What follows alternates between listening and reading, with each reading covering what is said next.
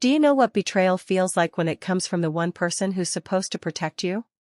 Mine came wrapped in a smile, with a fake promise to fix everything. Instead, my mom opened the family group chat and hit send. What she sent? My private photos. Yeah. Buckle up. Before we dive in, don't forget to subscribe, hit like, and tell me in the comments where in the world you're watching from. I read every single one. I'm Evelyn. 26. Graphic designer. Closet introvert. And according to my mother? A disappointment in high heels. But the day everything imploded started with the kind of hope only naive daughters can have. I was sitting at my kitchen table, staring at my phone like it owed me answers. The screen blinked back, empty. No apology. No remorse. Just silence. The night before, I had found out that my phone had been hacked. More specifically, my iCloud. Someone had accessed my private folder. The kind that held, well, private photos. Intimate ones. Meant for one person. My ex. Let me back up. His name is Aiden. Or as I now call him, Satan with a skincare routine. We had broken up 3 months earlier after I found texts between him and his best friend from work. Spoiler, they were not discussing spreadsheets. But apparently, Aiden still had access to the photos I'd once sent him. Photos I deeply regret trusting him with. And somehow, they ended up in my mother's hands. How? Oh, we'll get there. But let's start with the phone call. It was around 10 a.m. I hadn't slept. My eyes burned. My thoughts raced. Then my mom called. "Hi, sweetheart," she said with that fake calm voice that always made me feel 12 again. I told her what had happened. That someone had my photos. That I was terrified. That I didn't know who else to talk to. She gasped. Dramatic. Like she was in a soap opera. "Oh honey. We'll fix this. I promise." Her voice softened. "You don't have to go through this alone." For a brief second, I let myself believe her. Because despite everything, the childhood guilt trips, the public shaming, the silent treatments when I didn't obey, she was still my mom. I wanted to believe she cared. She asked me to come over that afternoon. "We'll handle this together," she said. So I did. I wore my most neutral expression, the one I always put on for family dinners and emotional minefields. When I arrived, she was already making tea. That's her signature move. Serve something warm, then drop a bomb. We sat down. She patted my hand and said, "You shouldn't be ashamed, Evelyn. These things happen." I wanted to believe she meant it. But something in her eyes, it was off. Like she was enjoying it. She asked to see the photos. At first, I hesitated. I mean, why would I show them to anyone? But she insisted, just so I know what we're dealing with. In case we need to talk to the police. I should have known. I showed her one. Just one. She raised an eyebrow, tilted her head, and said, "Well, you don't leave much to the imagination, do you?" I wanted to die. I tried to change the subject, but she leaned in. "Sweetheart, why would you take those kinds of photos in the first place? What did you expect would happen?" That's when I knew. This wasn't support. This was judgment, sugar-coated with chamomile tea. I stood up. Said I needed to go. But she wasn't done. She smiled and said, "I just think your cousins should know what kind of choices you've made. Maybe it'll be a lesson for the younger girls in the family." I froze. "What are you talking about?" I asked. She held up her phone. And with one tap. Sent. To the family group chat. My aunts. My uncles. My cousins. Even Grandpa Frank. Silence fell like a curtain. Then came the replies. "What is this? Tell me this isn't real." "Oh my God." A vomiting emoji from Aunt Clara. A Bible verse from Uncle Thomas. I couldn't breathe. I ran out the door and didn't stop until I got to my car. I screamed so hard I saw stars. My phone buzzed again and again, shame delivered in real time. One of my cousins texted, "Is this really you?" Another one wrote, "Your mom said you were spiraling." I didn't know it was this bad. And then, a message from Mom. "You brought this on yourself." I went into hiding for 3 days. No social media. No texts. No food that didn't come from a vending machine. I cried. I screamed into pillows. But mostly, I plotted. Because if my mother wanted to turn my worst moment into a family sermon, then she better be ready for my full testimony. I decided to pay a visit to my old friend, Lucas. IT genius. Secret hacker. And someone who owed me after I helped him cover up a very unfortunate tattoo of his ex's name in college. I told him everything. Lucas was quiet for a moment, then said, "You want revenge?" I didn't answer. He smiled. "That's a yes." First, we traced the leak. Turns out, Aiden had shared the photos on a private Discord server. Lovely. From there, someone, likely one of his friends, tried to leak them. But my mother? She had somehow accessed my iCloud through an old backup on her iPad. An iPad I had set up for her last year, logged in with my account. So she'd had access for months. And when she said she wanted to fix everything, she already had the photos. She just needed the right moment to humiliate me. Family dinner weekend.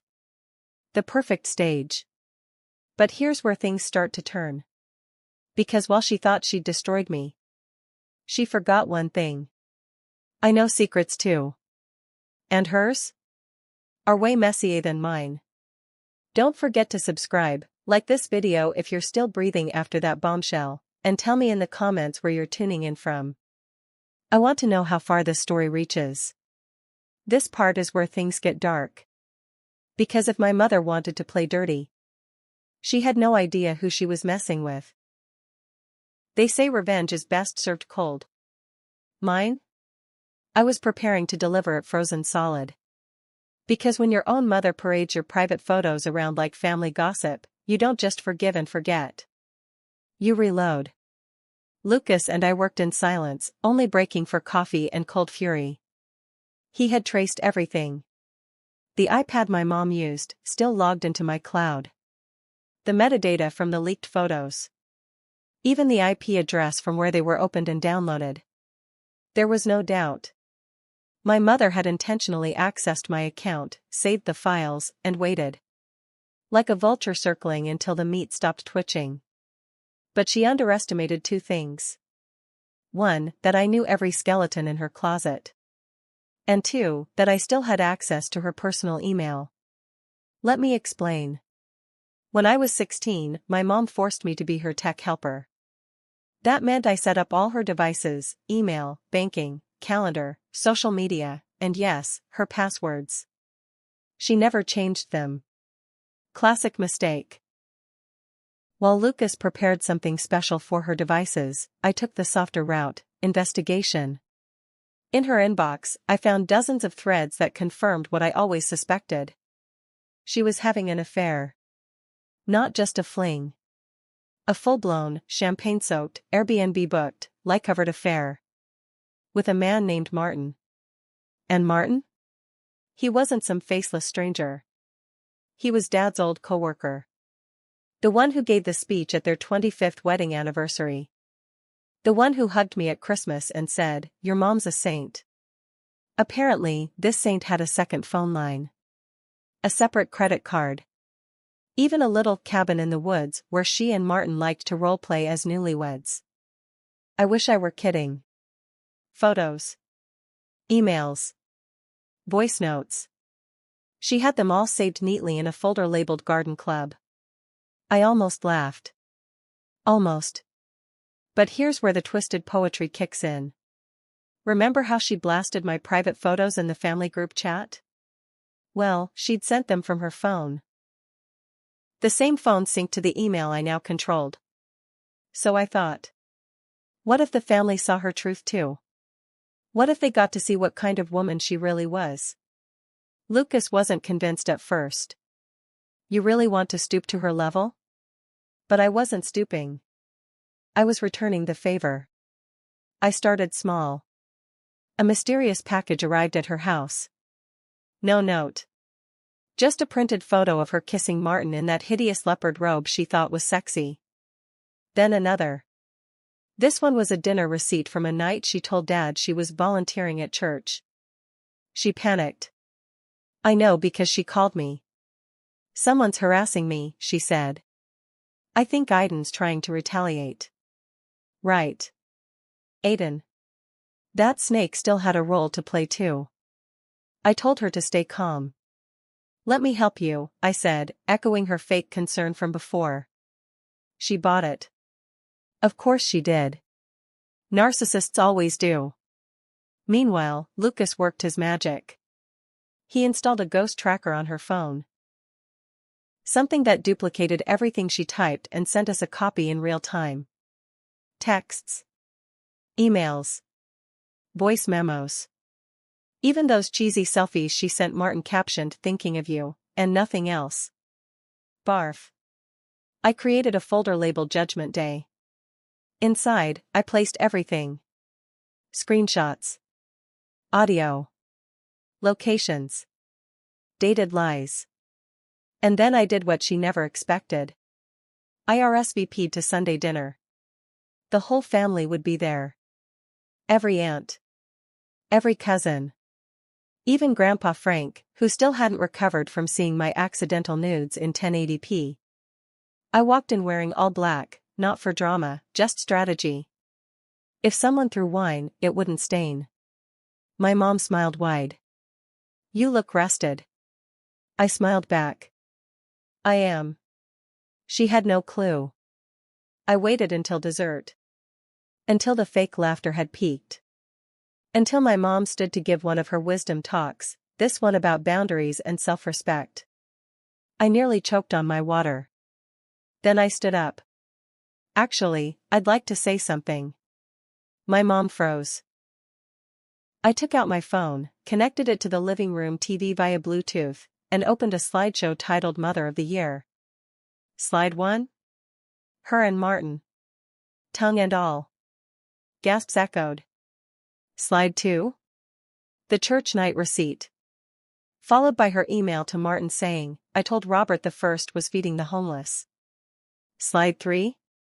A voice memo of her saying, sometimes I wish Evelyn had never come back home. She's a burden. Yeah. She said that. Silence. Then panic. She lunged toward me. I stepped back. You wanted to show the family who I am? I said. Now they know who you are too. I unplugged the TV and left. No one stopped me. That night, I blocked her number. The next morning, I got texts from half the family. Some were apologetic. Others were silent. But one stood out. It was from my cousin Lily. She wrote, thank you. I always thought she was hiding something. You just confirmed it. Then she added, by the way, she just got kicked out of the family prayer group. I laughed. Out loud. For the first time in weeks. You'd think the story ends there. But no. Because my mother doesn't go down quietly. And neither do I. In this part, she tries to sue me. And I give her a surprise that makes her regret every tap of that send button. Subscribe if you haven't. Comment where you're watching from. And get ready. Because I'm not done. Not by a long shot. You'd think after publicly exposing my mother's affair at Sunday dinner, she'd back off. But no. See, narcissists don't crumble. They reconstruct the narrative. And mine? She decided she was the real victim. And that I had committed character assassination. Next thing I know, I get a text from my dad, yes, Dad, the man who still believed she was incapable of ordering dinner without help. Mom says she's talking to a lawyer. I laughed so hard I snorted. Then I texted back. Good. Tell her to spell my name right on the paperwork. Before we get into the grand finale. Don't forget to subscribe, like, and drop a comment letting me know where in the world you're watching this revenge unfold. Because this last part? It's where the queen falls off her throne. A few days after the PowerPoint dinner massacre, I received an official-looking envelope. It was from a law firm. Inside, a cease and desist, drafted on my mother's behalf. She accused me of defamation, emotional harm, and deliberate sabotage of her spiritual reputation. That last part? I'm not even making it up. She was threatening to sue me for exposing her personal life in front of minors. As if she didn't blast my nudes into a chat with Grandpa Frank and the family dog. Lucas and I were in the middle of lunch when I read it out loud. He nearly choked on his sandwich.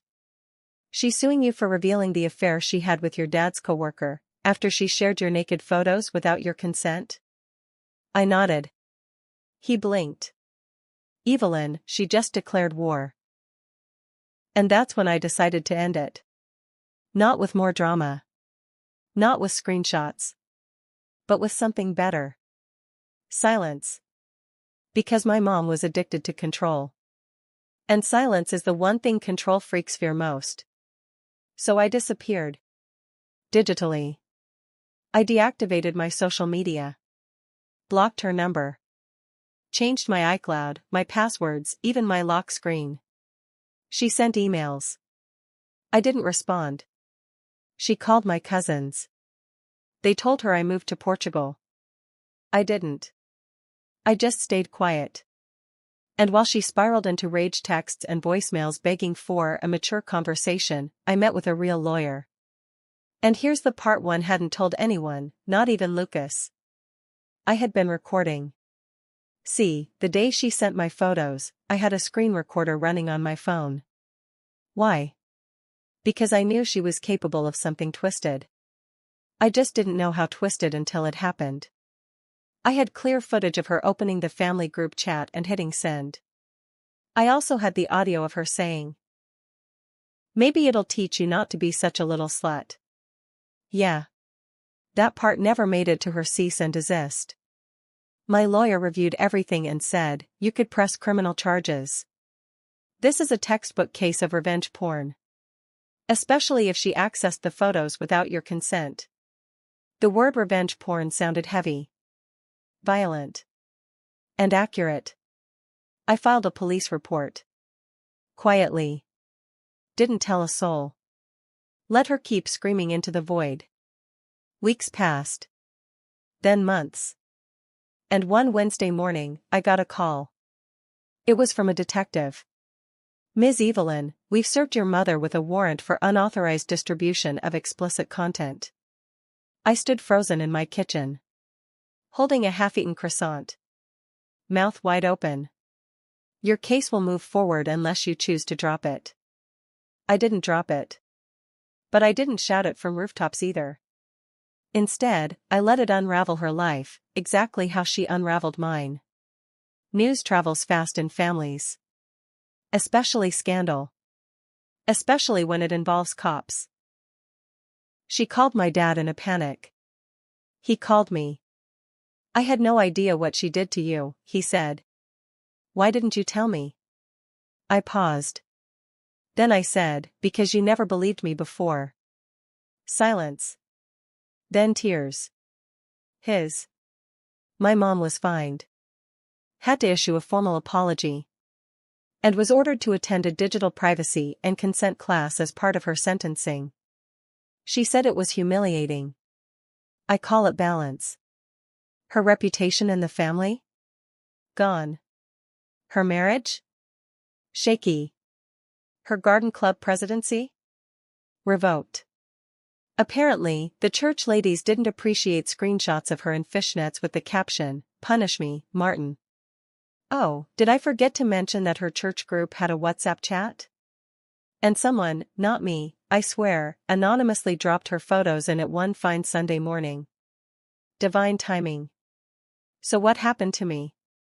I healed. I went back to therapy. Started freelancing from a new city. Got a cat named Vengeance. Because, why not? And I reconnected with my cousin Lily. The only one who believed me from the start. She's now my roommate. We drink wine on Tuesdays and call it trauma processing. It helps. As for my mom? She occasionally tries to rebuild the relationship. She sends texts like, "Let's put the past behind us. Families forgive. God sees both sides." I never respond. Because I already forgave her. But forgiveness doesn't mean access. She taught me a lot, my mom. How to fake kindness. How to weaponize shame. And, accidentally, how to fight back. So if you're watching this thinking, how do you survive a betrayal like that? Here's my answer. You don't just survive. You outlast. And eventually? You win. Thank you for sticking with me through this entire story. If it hit close to home, I'm so sorry, and I promise you, you're not alone. Subscribe for more real stories, click like, and tell me in the comments what part hit you hardest, or where in the world you're watching from. And remember, if someone tries to ruin you with a group chat, burn the whole Wi-Fi.